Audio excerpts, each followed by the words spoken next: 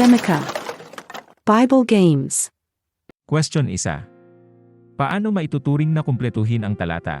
Huwag gawin ang anumang bagay sa pamamagitan ng pagtatalo o pagmamalaki, bagkus, sa kababaan ng kalooban, hayaan na. A. Bawat isa ay ituring na mas mahalaga kaysa sa kanilang sarili. B. Bawat isa ay gawin ang lahat ng bagay ng walang pagrereklamo at pagtatalo. C. Bawat isa ay magtiwala sa Panginoong Jesus.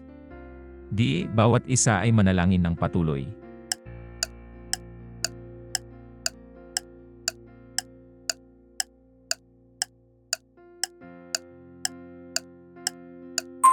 Ang sagot ay A. Bawat isa ay ituring na mas mahalaga kaysa sa kanilang sarili. Mga taga-Filipos 2:3. Huwag gawin ang anumang bagay sa pamamagitan ng sariling ambisyon o walang kabuluhan na pagmamalaki. Sa halip, sa kababaan ng kalooban, ituring na mas mahalaga ang iba kaysa sa inyong mga sarili.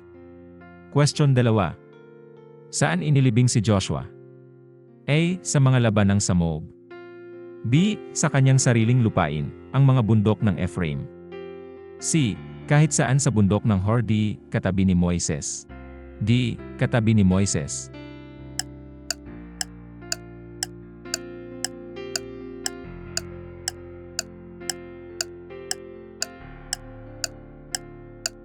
Ang sagot ay B. Sa kanyang sariling lupain, ang mga bundok ng Ephraim. Mga Hukom 2:9. At inilibing nila siya sa lupaing mana niya, sa Timnath Heres sa lupaing matataas ng Ephraim, hilaga ng bundok ng Gaash. Question 3. Alin sa mga ito ang hindi nasa listahan ng 7 kasalanan na kinapupuotan ng Diyos? A. Mapagmataas na tingin. B. Tamad. C. Sinungaling na dila. D. Huwad na saksi.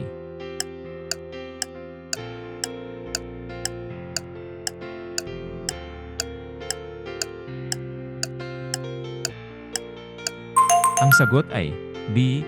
Tamad. Mga Kawikaan 6:17 negatibo 11.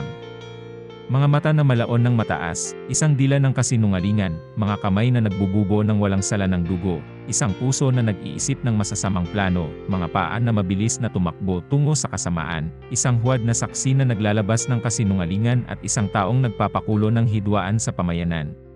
Question 4. Sa panahon ni Ezekiel, anong ginamit ng mga huwad na propeta upang takpan ang mga mahina na bahagi sa muling itinayong pader ng Jerusalem? A. Putik.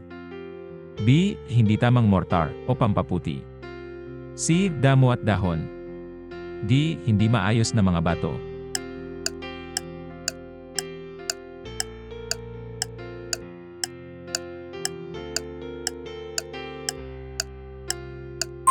Ang sagot ay B. Hindi tamang mortar o pampaputi.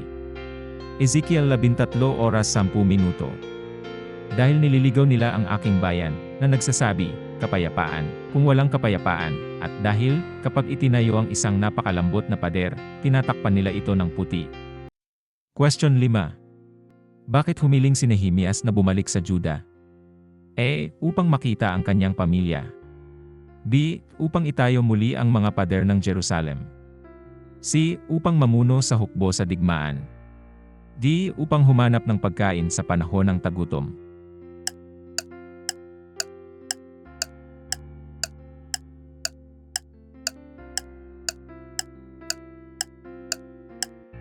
Ang sagot ay B. Upang itayo muli ang mga pader ng Jerusalem.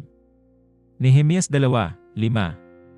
At sumagot ako sa hari, kung kagalakan ng hari, at kung nakasumpong ang iyong lingkod ng kagandahang loob sa kanyang paningin, pabayaan niyang ipadala ako sa lungsod sa Juda kung saan inilibing ang aking mga ninuno upang aking maipatayo ito. Question 6. Ilan ang araw na gulang dapat ang isang batang lalaki kapag siya'y tuliin? A. 8 araw. B. 40 araw. C. 7 araw. D. 1 buwan.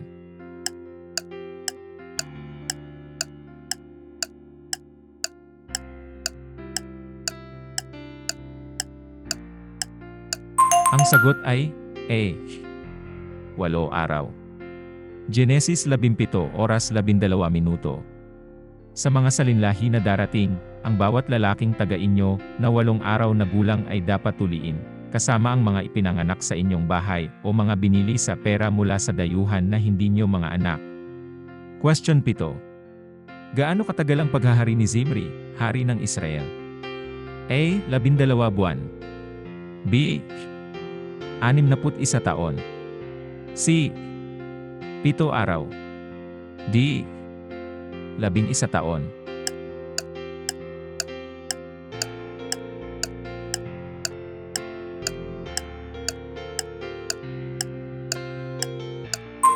Ang sagot ay C.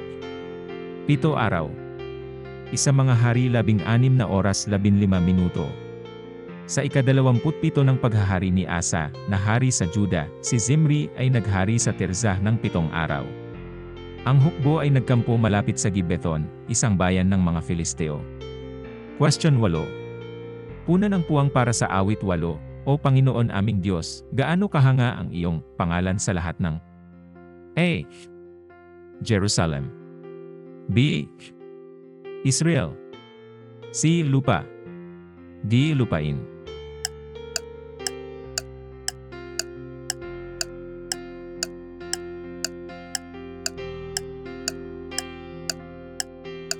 Ang sagot ay C. Lupa.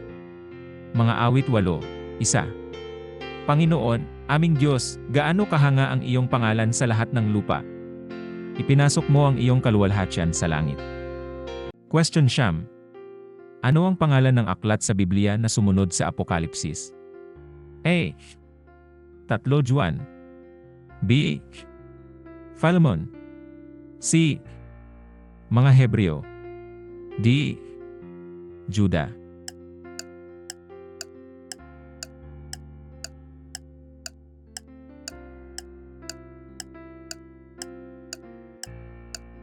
Ang sagot ay D. Juda. Juda isa. Juda, isang lingkod ni Jesucristo at kapatid ni Santiago, sa mga tinawag na mga minamahal sa Diyos Ama at pinangangalagaan para kay Jesucristo, dalawa mahabaging kaluwalhatian, kapayapaan at pag-ibig ay sumainyo ng sagana. Question 1-0. Anong bayan ang pinuntahan ni Jesus kasama ang kanyang mga alagad pagkatapos ng triumpong pagpasok? A. Getsemane. B. Betania. C. Golgota. D.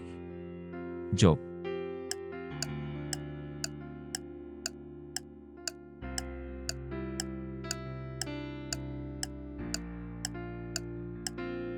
Ang sagot ay B. Betania. Marcos 11 oras 11 minuto. Pumasok si Jesus sa Jerusalem at pumasok sa mga looban ng templo. Tumingin siya sa paligid sa lahat ng bagay, ngunit dahil mahuli na, lumabas siya patungong Betania kasama ang 12. Question 11. Anong mga bagay ang hindi mo magagawa kung ikaw ay kumuha ng panata ng Nazario? A. Maging pari, pumatay ng mga hayop. B. Kumain ng buto, magsuot ng tsinelas, takpan ang ulo. C. Kumain ng ubas, putulin ang iyong buhok, hawakan ang patay na katawan. D. Magpakasal, kumain ng karne, uminom ng alak.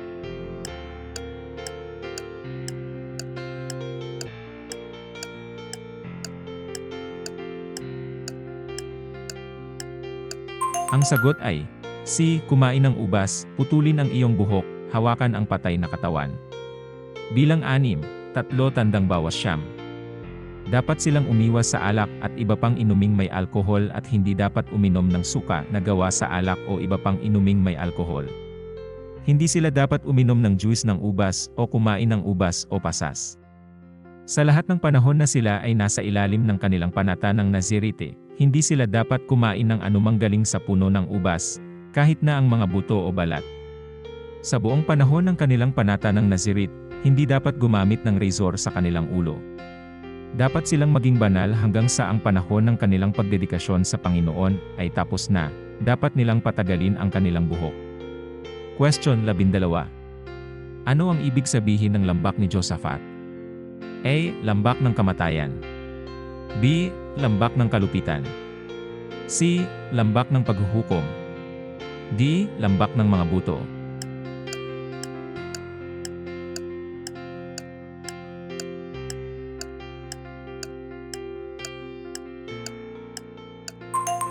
Ang sagot ay C. Lambak ng paghuhukom. Joel 3:2. Pipisanin ko ang lahat ng bansa, at dadalhin sila sa lambak ni Josaphat. Doon ko sila huhukuman para sa kanilang ginawa sa aking mana, ang aking bayang Israel, sapagkat kanilang inihiwalay ang aking bayan sa gitna ng mga bansa, at hinati ang aking lupain. Question 13. Ano ang hiling ng anak na babae ni Herodias kay Haring Herodes? A. Kalahati ng kanyang kaharian. B. 30 piraso ng pilak.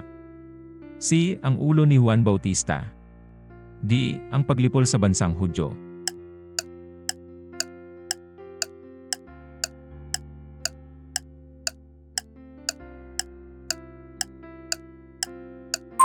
Ang sagot ay C. Ang ulo ni Juan Bautista.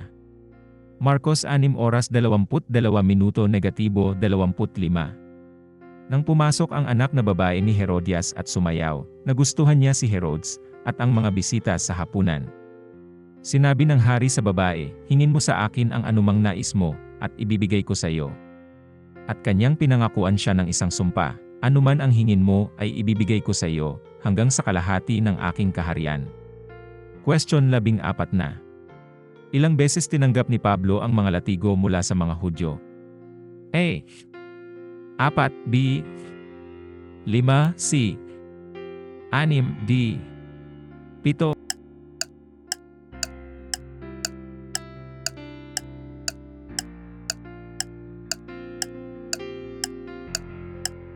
Ang sagot ay B.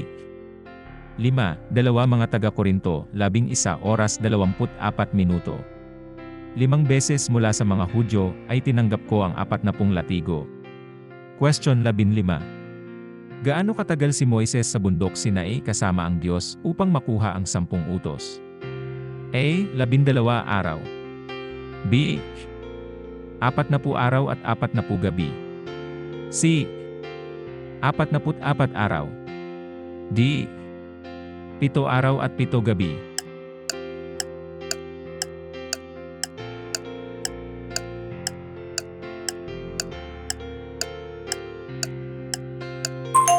Ang sagot ay B. 40 araw at 40 gabi. Deuteronomio 9:9.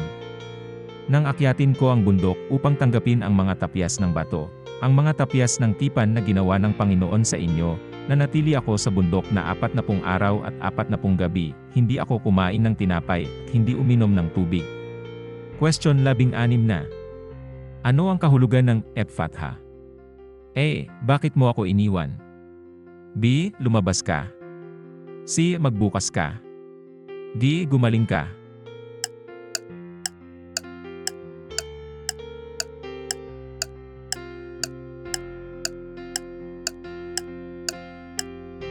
Ang sagot ay C. Magbukas ka. Marcos 7:34. Tumingin siya sa langit at may malalim na hinga siya sa kanya, Ephatha, na nangangahulugang magbukas ka. At ang bayan ng Diyos ay nagsabi, Amen. Huwag kalimutang mag-subscribe, magbahagi, at mag-like sa video na ito. Maging isang pagpapala sa iba. Bawat like at pag-share ay tumutulong sa atin na ikalat ang Ebanghelyo. Mangyaring mag-iwan din ng komento sa ibaba. Pagkatapos, bisitahin ang aming channel page.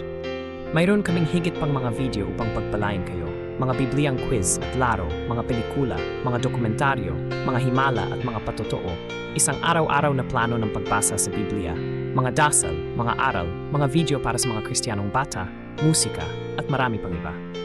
Pagpalain ka ng Diyos.